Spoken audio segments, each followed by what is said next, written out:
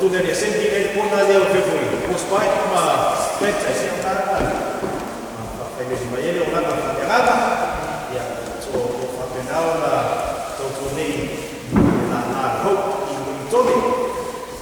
E a gente vai e ele algo passando e tu sai foi e a uma saiu foi a uma e ele lá filha mas nem ele tá tu sai foi na Talanoa e ela foi pessoal e algo fala a uma e então, sim, a matua ia o ia tu sai foi na uma também e eu atendi o vai a uma e o outro pope a Trustee Ako foi a uma o pai ele 7 e 8 senior partner e a uma a Amata que está fico ele 7 então vai número ele sim eu tu sala o fa nem sama então foi a uma já foi isso o sama que foi tarani te para ia tinha ia petra sama Sekolah life now. Practice of Faafia Maualaivao-Esera. Kita berpuai nak percaya. Orang memang boleh dengar introduction to Faafia. Orang mesti form balik. Lagi mak.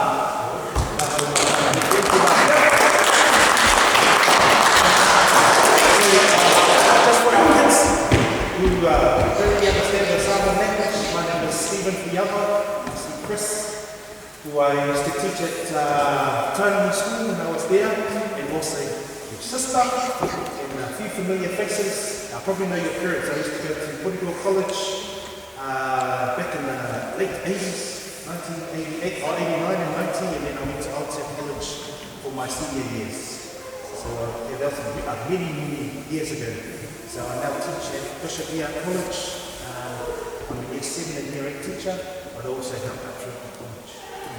Okay, so I'm here just to help out, just to share my experiences, my knowledge, and how I can help you, help your parents, bridge that gap in your studies and your education journey as you get older and get into this.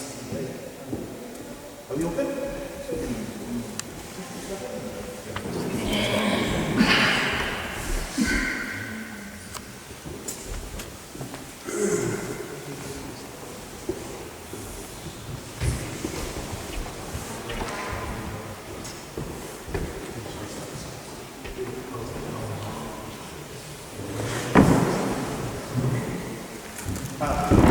Just a recap from last week, Reverend Hasini Amata i le mele ka o ni tafa o le mele o le forma o tudo na foto mata e o le bairro mesmo sei e se a Salu ya Samuelu mesmo kusala o le keni nei ko mia o kusa o le se vai na Hasini o na kai to make o na Hasini muito já usa a veste usa e faz cada se cada biquíni e a vela para falar com ele coloca aí uma foto do biquíni so when someone sees something right it's only a joke okay that's to see Zara on it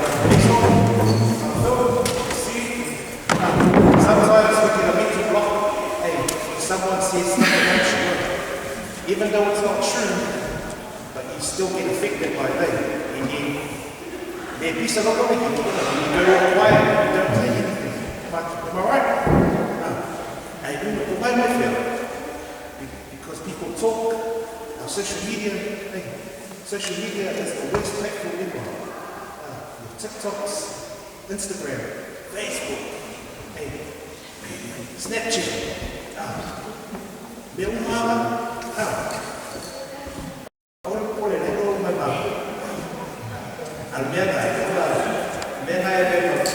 stop believing the stuff that they say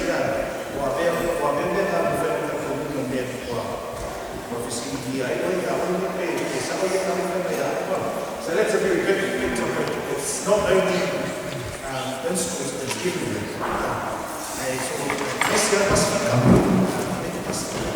So Sorry, today I wanted to talk about, so I can speak English in Samoa, I wanted to speak about study skills and time management. Study skills and time management. See, they live from the who knows what study skills are? Put your hand up if you know what I mean by study skills. Yeah. What's your name? Sorry? Paris.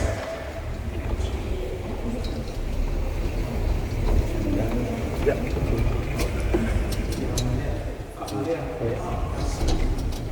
What do you know about study skills?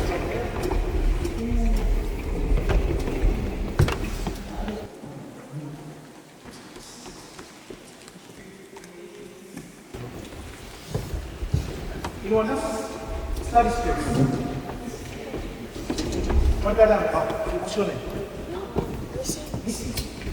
So what do you know about study skills? You study every day. Yep. And you know. Study every day. What else?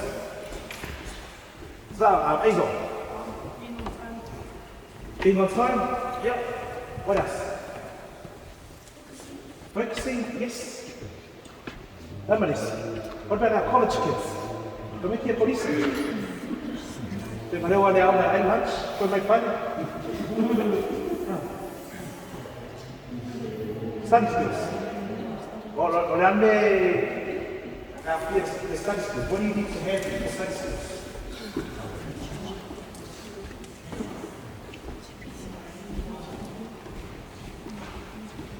Papera de que study pole smetere ale rokwa wala ale mefa nami feite ya ando ma so fo no roko na ko roko le ko ko spai na ko roko kuwa na papera neve study skills yeah what priorities very good priorities you know that's don't be shy. Dia ada aku kesuka. Oh, pakatuwa ia dia. Boleh kau pasal ni. Kau maku, pasal kurang maku ya kau. Priorities, focus, being on time. Anything else? Sure. Ezo. Trying your best. Yep. What else?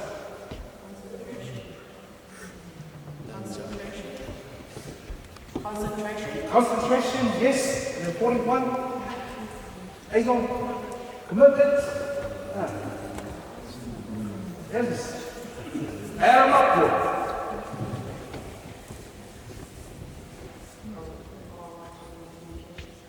Communication and oral writing. Okay, the kid I know, I will what you see now is, maybe what I can do, overwriting and communication. Maybe what I can do, was stand like the people who use. It is also here on all printing on hand hunting. Like anything, was asked out of all printing on hand hunting. Technology is very fast. Kusala ole kaula le national education ole education. Ia moa ole duafe ole dos duafe molima. Ua kufuta makiki na le rumbo. Dar umai na le computer le uma. Le okwala konvesenga. Osia sel ko ka maafi ka uma tox. Saat uma tox. Uli nona ka makiki o mafahali pengi na discussão pengi dela fahal mal ai uma le technology ko e mafafa ko miki lera fa au uli no al fa na la bom ale no me le computer ai un umi ke ko ko ka do na fa mali na lo isa lo koka ko so dekin bumi ku fa de uma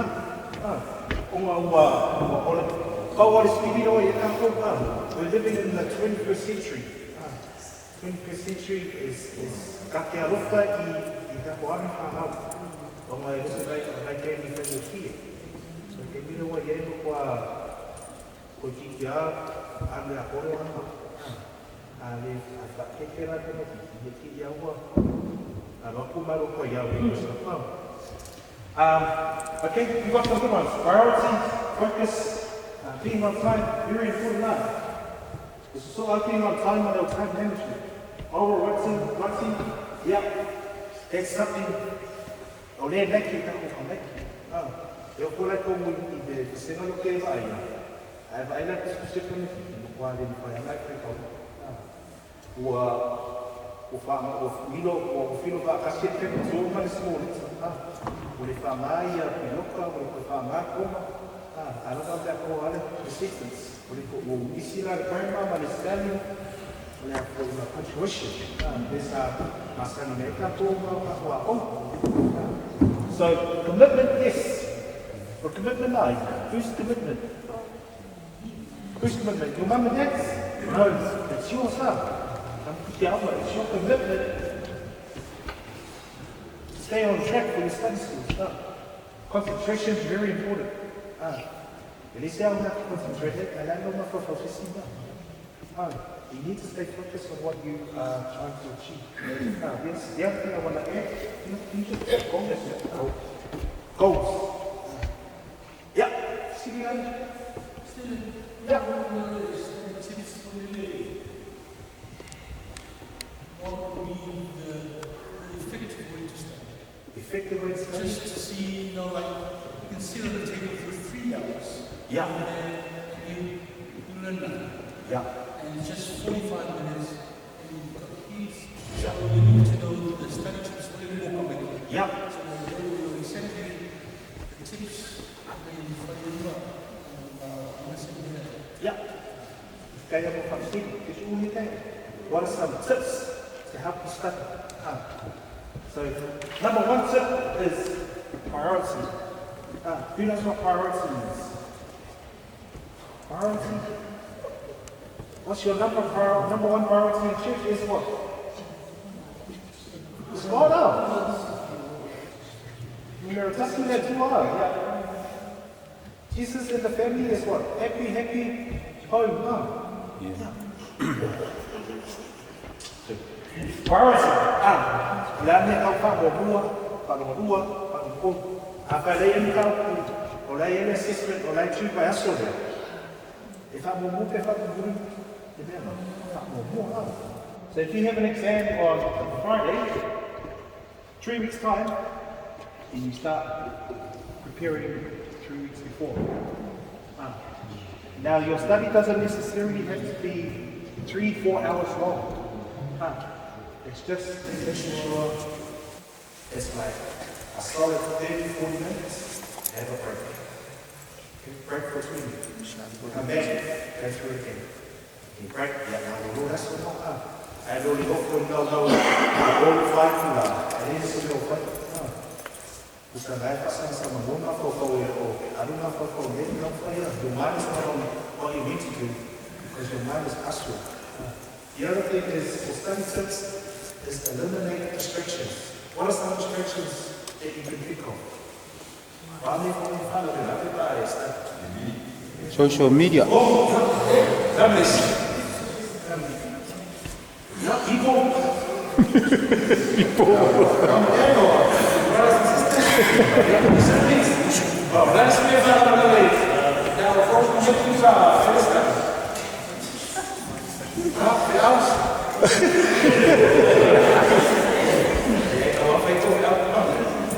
else?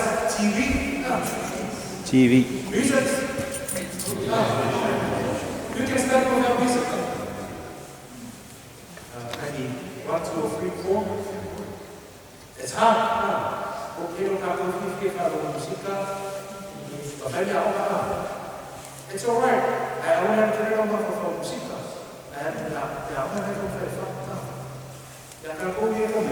Kids, especially, try and listen to the music of lyrics because you start singing those lyrics.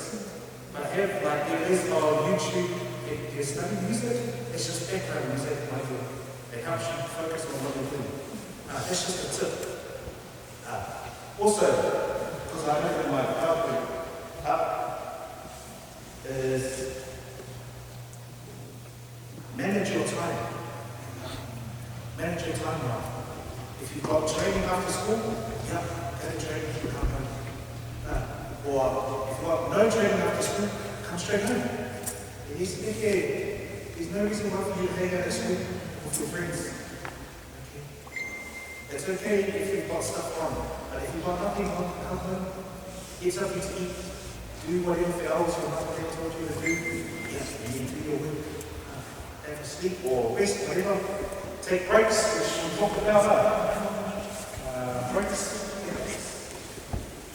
Let's see the exercise. All four levels exercise. Exercise means we have to muscle in, go for a walk.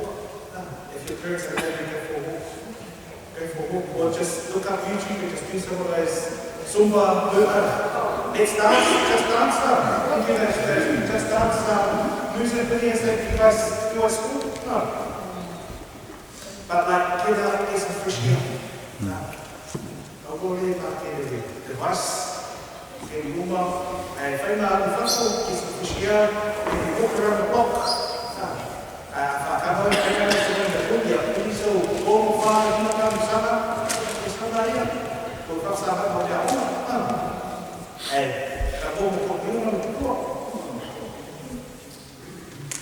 the other one is schedule. You calendar. And who hands up those who get diaries at school? Yeah? You get diaries at school? What's that thing? So in your diaries, it tells you what's due, when it's due, the days. You can use that diary to your advantage. Usara nunga fa hali diary na usi namo aso tawa ya aso ya leju no sisi tawa u como family ya isi halo tawa dari na foi fa na diary na if you foi para tem put down the times that you want to have a break, times that you want to prioritize what you're going to do first. If you're in college, you've got science, Samoa, English, maths, all coming at you at once. Prioritize the most important one, which is due first. Don't prioritize the one that you enjoy, prioritize the one that's hard. I want to call Nephi or fear and a challenge. Challenge yourself to do something that's beyond your ability and stuff. The other thing is ask for help.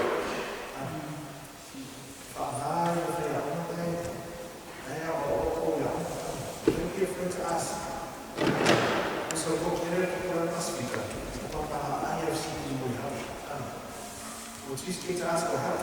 That's what we as teachers get paid for. You ask them for help because they have the answers. They have the skills. They have the strategies to help you get through your work. There's no such thing as a dumb question.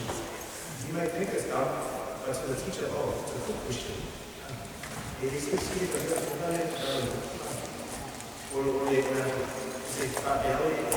stupid question. I actually failed.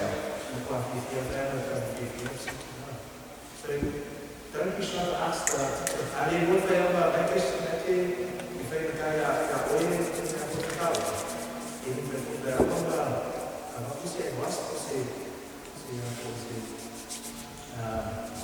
how far they can more be. So it's really important to ask for help. How many of you struggle to ask for help? It's all of us.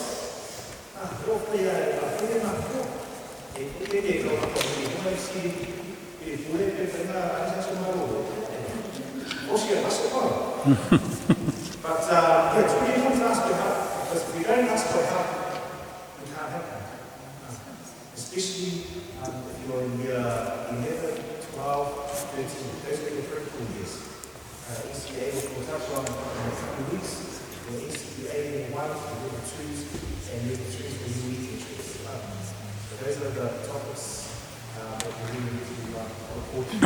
The other thing is relax. The last point is relax. Just relax and breathe. Don't stress out too much about it. If you get it wrong, it's okay. So our parents' expectations is for us to succeed. Okay? So how do we do that? We try our best in school. Yeah. We try our best in school, but also we need to be able to talk to our parents. Talk to our parents. Ieriko forme whakapoe kāna na kāpu. Si te ero whakapikau i aoi aona, o hante o whare kome aona, o tēnā, social media, o tāna. So you need to be able to talk to your parents as well. Parents are more than happy to help out if you talk to them. I know parents are busy. They are very busy in our way. They're looking, they're looking. And what I want to hear, I will find a way of it. This is it. I think I am. Let's go back. Any questions so far? Thank you so much. What questions? Siri. Tai ara sunga mo le manoa. Ore te mile la o ito mai ti. Pe to mai ti Kerisiano. Ye na mai le faya o le lisio. O mata ko se uma. Tasina te mi fa inta te mai sin fa va singa go fer mata ko ya. Da se awala le o mai. Fa ngo fi te mai titi. Ona mfaina no filfiliko. I mea whapena. Wa telo o sitamati o matuao, pe o laufana. O whai whai limu tāu pule au. Ala wa ese mea lau ai ui ai, lau ese ngaluenga, ese mea lau whiwhie. Ese alimu tāu pule na, tinga ina e tutongi lau. Anmod. E honka mau, tusala e mafua mai e mea na, ona o le nangone whakama oma o lava na o tanto tapu e tau lava a ina la a whaila e whiu na e apere le science apera science o le ala le o ala koe na science na e na what sort of science what does science mean to me what does it look like where's science going to lead me in the future usala te ia oma e so koa e whaingoa o option taking. E o e koa ia kara moe whai on specialise in different subjects. Whamakana medallia e whai ona, pa whai o nisi o maths. E whamakana o mai ao e a whia kono i Tautunu o maths, o nisi, o science stuff. So when you have option taking when you get to college, how many of you are in college? Hands up. Hands up. Hands up. Yeah. So in year 9 and 10, you're exploring all the different subjects up. So by the time you get to the end of year 10, you will have a better idea of what pathway you want to go. So if you want to go down the route of you want to become a lawyer, for example, you want to be a lawyer, you're going to take English, social studies, history, maybe geography, because those are the subjects that you need in maths. Those are the 5 subjects that you need for those topics. Especially for a lawyer. If you're going to do doctor for money, you need to take maths, English, science, physics, chemistry, or for money, so those are really important. But you also have to be clear in your mind, talking to the kids right now, you need to understand where it is that you want to go. Whether you want to go down the route of becoming a doctor, a lawyer, a teacher, a PE teacher, what else? A builder, policeman, whatever. You just got to make sure you understand the options that you're picking. How many of you know where you want to go in your pathways? Yeah? Pretty much you know. Become a teacher? Yeah, awesome. Rula, hey.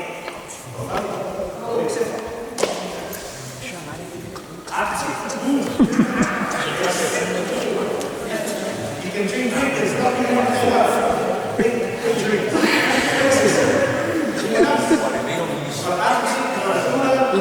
Teacher, singer, yeah. Doctor, yes. Where are you? Lawyer.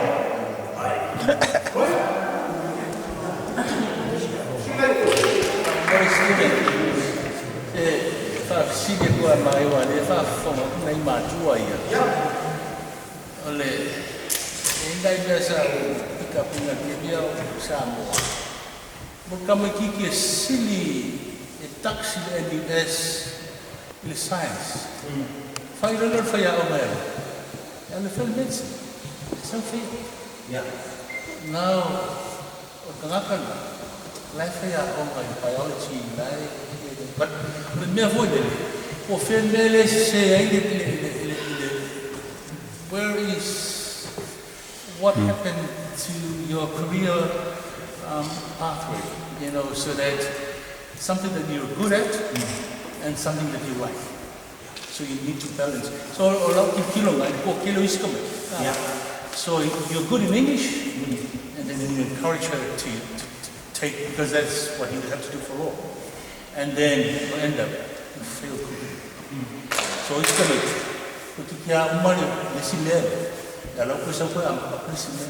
so I guess because you as an educator and these parents as they are experiencing something like it's come Sekuini. Because all what we do is to get high grades for our elementary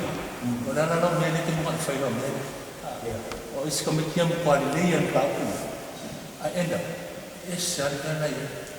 and ufahamu for is tak papel is kemaro la sai no ko de sa is fa no ko fa como falecimento ai ma maro tak antara sai no ko tak maro fa no me mana so ya ngamu ka ko me bisa mak falecimento maka format que é qualidade da palavra que é a palavra do format True.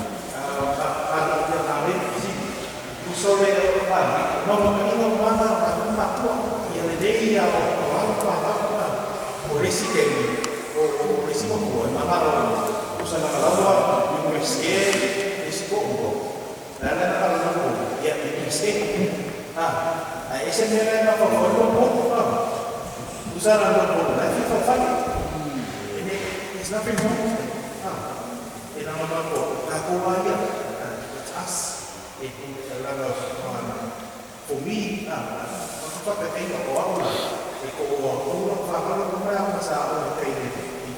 say yes.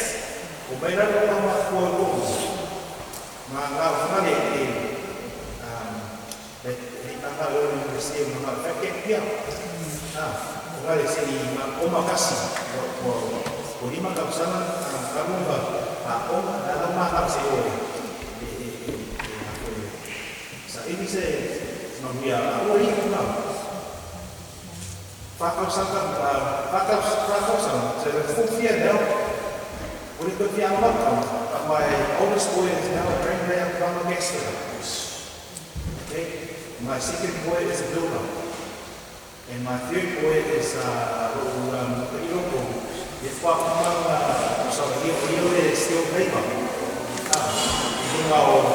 Lama, builder, landscaper. That's my third boy. He's only 17. My oldest boy is 22, and my second boy is 21. Usada, I figure out the better rescue. Like a waffle. I figure out the better the valley. Subang, Usada, the highest paid workers are plumbers, gangsters, and drainers. Those are the highest paid. My son did Ekalesia sama Papa yang paling baik untuk rasa. Masa gue tengok masa awal we went from 12 to 8, $2,000. That's it. Pemerintah, that's the money that they earn on average. Misalnya awal oleh kini yang orang trades yang apa suka, especially our boys. Our boys to work their heads, especially our boys are. Now, nothing wrong with university. Ini never instead on a trade. Oleh kini yang macam trades especially for our youth. You put pathways, which will touch on career pathways. If so, you will correct for that if you traits up on Panapa, if you say,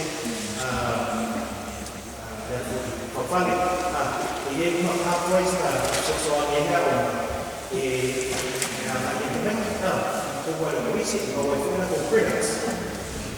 so we will touch more on that about their own one. If so, you get in that one. University is not for everyone. That's the need. One of our university, one of our Fernando, Samuelu, Sopo'aga, Papua. It's always a tool. It's got to know more Fernando. Unfortunately, Fernando is Papua. And why I like one more offer. Cara ko yung kamay. Kumatawa tayo yung mistake. Puso oleh nera do kema ko na una mistake. Was to far baby. It's been for about 22 years later. I went to university. I studied and I came out with my Bachelor of Arts and I came with my Master's in Education. Now I'm a teacher. That was, I studied when I was 4. So I moved there and then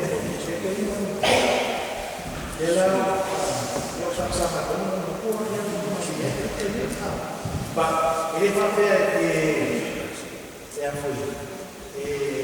uma comitiva este ano after isso ele vai but when they got we support them and encourage them whichever pathway they choose to get to kaya guys or then I do much communication communication being able to, for us kids, being able to share your dreams with your parents, share what it is that they don't know how, that what you're passionate about, but also for mom, dad, papa, and uncle, auntie, to support you in what it is that you're doing. It takes a village to raise a child. It takes a village to raise a child. And it's true in itself, because in the village, you don't have our family or Maina.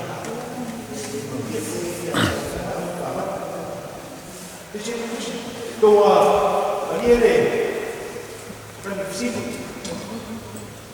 Maria, si fa un po' di tempo, via un luogo Samoa e Lunani. Le vaino e literacy, stusi, e fai meglio. Io attendere poi la computer, poi se frega ufficiale ormai. Então fai meglio fa parte, mi dico, vai che toccava un stusi. Non si frega, poi vuole peso di numero non si fa, non ti usano una computer. La very less avremo stusi. E una folele un matto, poi folea, si frega per tutti gli anni, come che stusi hai folea, se frega ufficiale. Marco yang dia usaha manusia khusus. Ia yang ini pamai pun terserah APERILA. Amata di sana ni. Umalai pada baca pada khusus ini orang lain khusus orang materi pun. I'm boleh tahu khusus. Nana o se pega fé. Os cursos também, aí eu com a nossa pessoa já o para justiça. Eu penso que vai sabe. É o meio ali de curtir, mas é muito lá. Porque porque menina foi um discurso como o terceiro no dia 8, até na pandemia. Questa là è una dentro il gioco che non la passano prima di fare online più colasso o almeno proprio soffrire sono normale tu puoi non fai e magari una buona facilità guai ya matunya fanga usama mau mai mau boleh mau esel bahaya macam ya orang si apa aku buat itu sama Aufa'i kan kunci mana ya uski faya ya dia faham kalau usul bisa ya profesi apa ai tidak mau salah kalau sama isi baik ekonomi mai Ekalesia apa mesti orang apa mengalu bisa Aufa'i boleh ya oleh apa dia masih kembali ya como dice que queda aku tak boleh ini fai fai lah o masih sosok right now sekali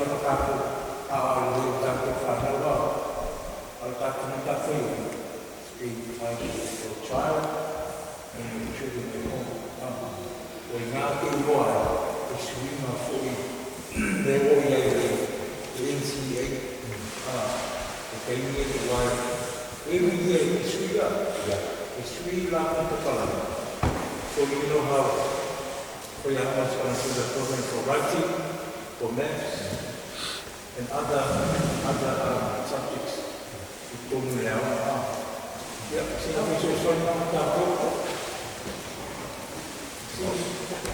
Mula student si fasa mo pesa o si porta usanga ng teatro nei que ni mo mai dei ofiso a o teatro Talanoa Ako. Sa fin mai ai o lela suya kole curriculum system of education. Lale ko yesi ise sa una Fai ani isi.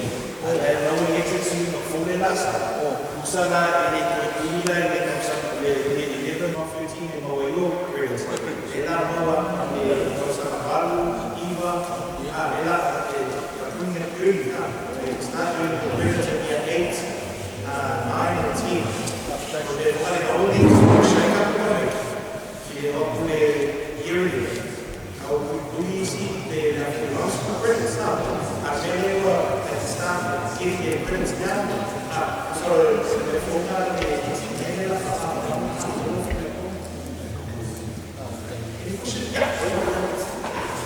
saya boleh bawa. Kalau sini boleh lele. Mana dia nak apa ya soya ya apa. Kalau soya ada mesti boleh. Kalau sini dia mau performa manusia berbeda. Nanti yang sini dari bersama dengan orang bawa yang buat tak tu. Ada sesuatu yang berbeda siap ya. Ja, eu acho que o nosso diário é extremamente trabalhei no chá. Eu atuava lá,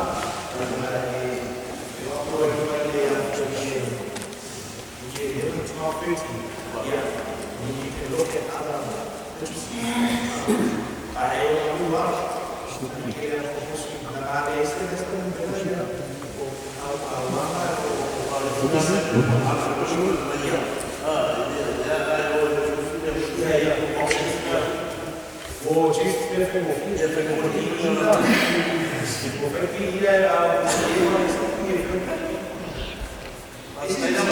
Before we move on to time, any questions? Young ones, any questions? Because you guys expect me. You never see the game.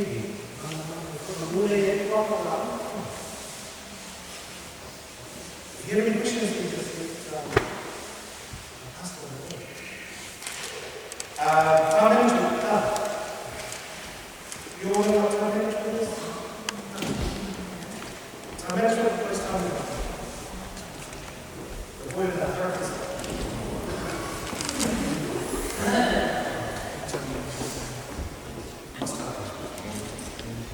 Management time. So what is it? Giving us is easy.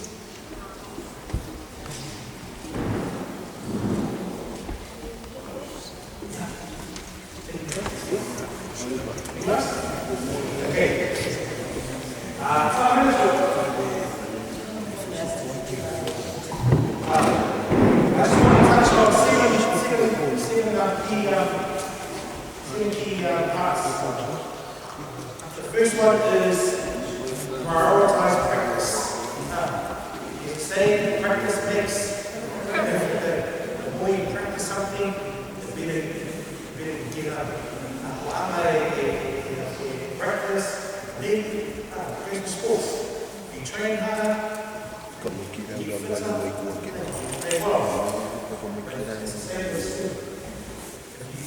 Practice is perfect. Get it wrong, it's okay. Keep going, get it right. You turn into a habit. The next one is use your planner or calendar. Use your planners. I still have a big calendar on your wall.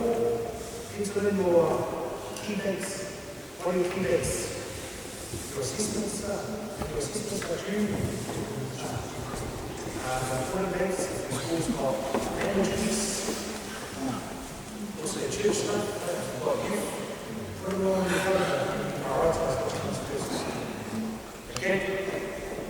Next one, number 3. Complete your assignments in chronological order. Who knows what chronological order is?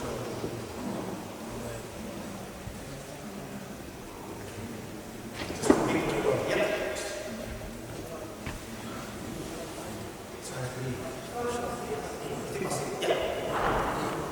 So make sure the first one is to be completed first before you go to the second one.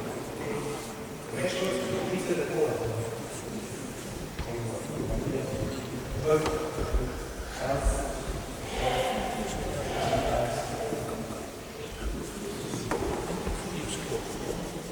Number 4 is begin studying in advance. So if you know you want an assessment test or a test that's coming up at the end of the term, don't wait till the last of the term. Start in week 1 and just do this. Just get into the habit of studying in advance. Okay. Number 5, procrastination. You know what that is?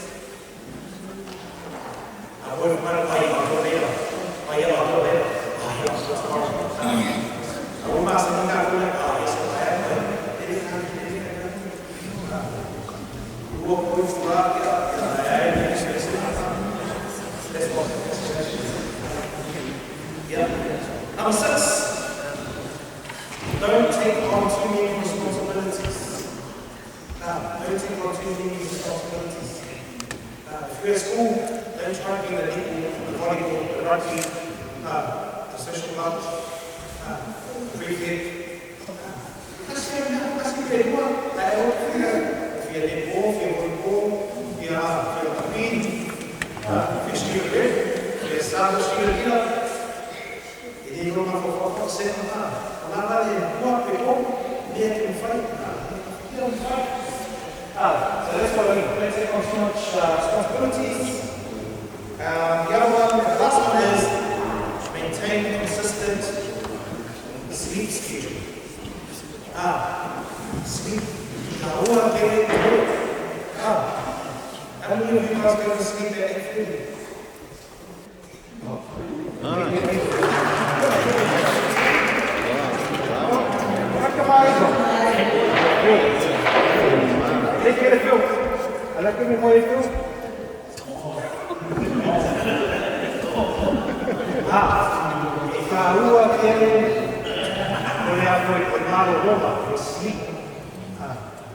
If you go to bed and say, one thing is the latest, hey, you need about, for your age, you need at least 8 hours sleep. There's nothing on my lower, but they have a full number of our Elisapeta. When they keep your number, if you were to say, not quite here, the more rest you get, the better the coach you are. I know that we have a lot of things on. We've got church stuff. Especially for our church. There's a lot going on. But being able to be rest is okay. Any questions? I've had a lot of work. Get over here and sit in the room. Get up here. Now they said there, they also think on. So it's really important to get rest. Those are 7 steps. The reason why I put those 7 steps is, okay, when we prioritize, if you don't prioritize practice, if you don't put in the practice, you won't see results. Easiest thing. If you don't invest time into your work, you're not going to get the results you want.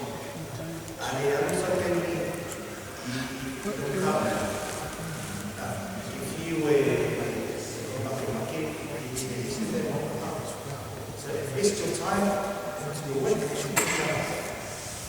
The other thing is use a planner or calendar. Using a calendar or planner helps you stay organized and on top of your work. Because if you, how many of you use a roadmap? A roadmap. Do you know what a roadmap is? You don't have enough proof. If you need a map to know where you're going now. Yeah. GPS, roadmap. Same as a planner or calendar. You note down your important dates. You know where you're going next day. Just like your timetable. Your timetable is what? 5, 6 periods a day? 5 periods? Yeah. You need a timetable so you know which period goes where you're going.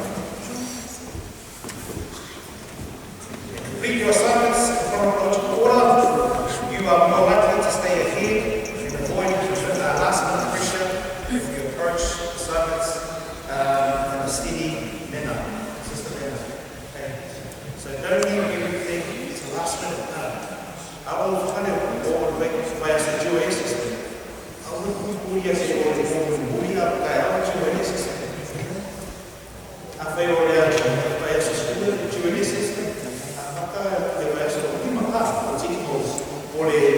week 1, plan it, draft it out. 2 and 3, 4, yeah. Take it to your teacher. They supplement or pull a week team. Yeah, that was a great code. Okay? But don't leave it to last minute. A lot of us do it to last minute. Overnight, all-nighters. Sometimes, yeah. All-nighters. Now we are there. Week 1. Okay. The next one is begin study in advance. Consistent study routine helps you remember information and avoid last-minute examinations. So if you study in advance, it helps you remember things. Have a routine. Keep yourself into good habits. The other one is avoid procrastination. Doing things at last minute is never a good habit to get into. Do it straight away. If you know it's due, do it straight away. Best time to do it is when you get home after the lesson because it's fresh in your mind. That's the best time to write down. When you're going to listen, very missing everything. Key words. English key words, mess, one of the key words. And simple. Look up, research it, if you're not sure, just leave it out. It's near one of mine. Just leave it on it. Get it off you. Get it for one of mine. When you ask, you understand. If you don't ask, you can't.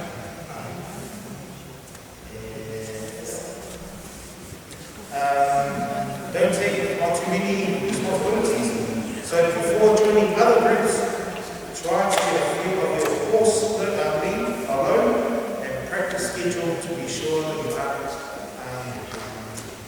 fighting on to walking issue. So anyone join the Samoa club or another club? I know there's polyfest is coming up. Kerisiano out the whole practice, especially because it's Fui'ava, Salu, and everyone wants to be in all the cultures. Just pick one or two. Do it well rather than being, all of the time. And then the last one is maintain a consistent sleep schedule. Healthy sleep improves your academic and athletic work. Another Talanoa Ako, name of the more risk you get, the more alert and from where you are in the past. But you see that, eat breakfast in the morning. Hey, we're not breakfast people, I know a lot of us are breakfast people. But breakfast, that's the fuel for their day. That feeds the mind.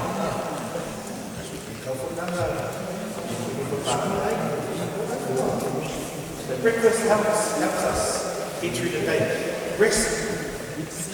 So that's just a little bit on time management and study skills. But I'm more than happy to answer questions.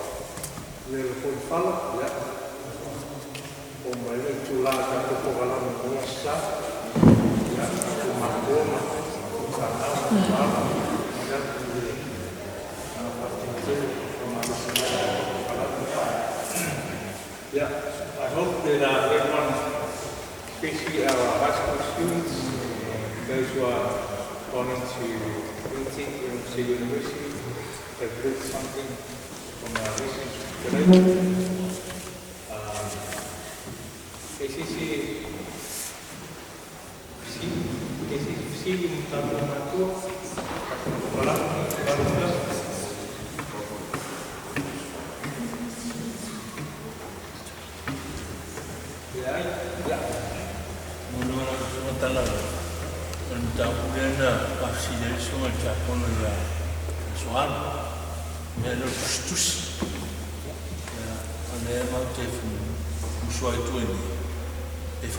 Amata mena te la lango Trustee.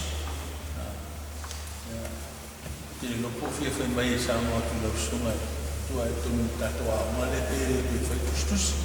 Mole Salu sabali mali isu sa upa te kona sa fai asu ya wa ona o io kai. Trustee. O te ni rola wa Tautunu. Ele ni mena o ni Aufa'i a dele. Eu mais como ele é uma cuscusi e lá tem ele não vai ter a teu vai vai como que eu quero quando eu se afastar da missa da Europa a Paco e a nada aí por que hoje ele tá o como tinha ali meio que vai vai o chico ali a chiquinho a bela nada a memória assim nada no suma ya mo ya ta tum foi que ele foi tanto para uma essa aí isi imole primary school e que so sono foi tem tanto amassa que o tipo na ele no ya foi tanto físico esse pessoal Siri. ya Porque sili le sunga ya kala. Nana faya o malo la suma ya ka ko malo ni tia. Ayo no faro lo manato yeli. Pero le fa si ko ka ko fale fa lo. Ele la o sawa. Le ye to ina. Ai mo le si le fia la sunga lo fa u ni ka ko kala me tala. Le faya o la ko wa maka fa yo le o wa push de le push and writing mane ya ole mo ke ya ma o Sekuini fa ya o special na mo le o inga push ai fa mo la ele nga lu fu pe ye se ku per ma lo e mo ma yo ma fa ko lo le ma ko kala me la ya o nga push ko mo ki mane ya o ma ele ya mo ke ya fa ya fa mo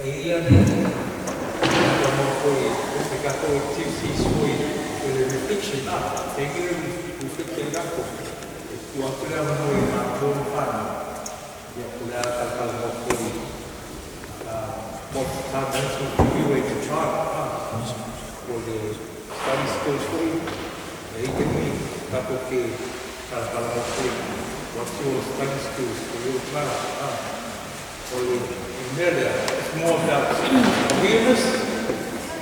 Awareness for me as a mentor, taking the crowd, what is done to our fight to fun. I'm not in fun. For me, it's study skills, I'm not in fun. That's the workshop of your child. That's the opportunity at the final workshop of doing the fun. What is time management for you and your child? Or is this a is this not your skills, not your knowledge, not your how long, not your Talanoa? So, maybe Talanoa is more about awareness, giving you an opportunity to fight for the fun.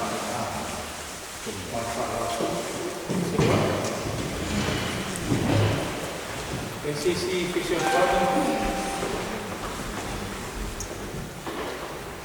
Ya, Maya kau pelanggan di Asfabat, modal senang kecil, harus kita mampu alam, ya atas kui satu cari apa orang yang terlambat satu tak suah ikoi mana ikoi awal kan. Satu pepelangan di Samoa, ya, matu tahu semua Steven, ya, kemudian itu semua, itu kalau malu, dengan semua itu yang waktu maya lima, awam kau jauh pandau, kemudian mestilah, ya, ada kali satu kalau segala waktu semua. Ieriko ni kayu satu Samuelu. Kalau pakai Kerisiano, kalau semua ia dan semua mesti dimuliakan. Oleh kita orang Indonesia malah ini dengan temu matu, temu pada. Ini saya tahu dan supaya saya tahu mamu terus. Before you before the night is successful, what you sow is what you're going to reap. So you can't harvest something that you did not sow. And then find a citizen telling you, Masana, tua lama tua amai, tomu fasimul tamatiti. Kaya nga doon, tuwing magtatalo, magtatalo, ang mabuan na, biyan tayo ito fanaw, ito Aufa'i, iya, sisi ini sumay-sumay-asli, ako Pasifika, mahal Pasifika, iya, mo rin mo kumiting lalong, iya, ako mauma, Aufa'i, ini si lumar niya, muna rin Aufa'i, jadi lagi Aufa'i na tunay lumay, iya, Stama tu kuliah orang tu faya, kita dia tu tak tu terus, ini siapa tulang, awal film ni, wahai komona film besar, kumuseng ambil kiampan, ini sebab siapa, baik pilih kalau yang masih yang dia mau kasar kepada long, dia jadi tu fana, film macam ni fiafi, semua Steven.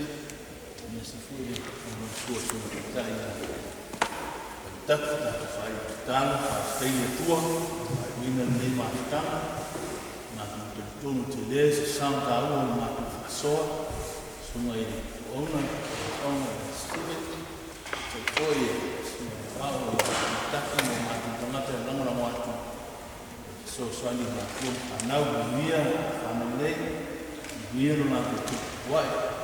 e ilo nganga e sosuani na ia whanga pei nā kōna ia nau ni to nini alo ese i whinga le alio le taruranga tani whaia whaafifi le mungu whaawai o nā tō mono na o ina mia mātua mana nā tō ngā tō whai na mia no mātua tō mā whanga manitina me si fōi le Ekalesia mana nā tō lango whaamonu mia whanau e mia no mātua tō wātu leo lang fio ya le fortino le amatu ai na mosa mamosi matu ai na lo fa tai la fio e su le tu matu talo tuai no lo sua men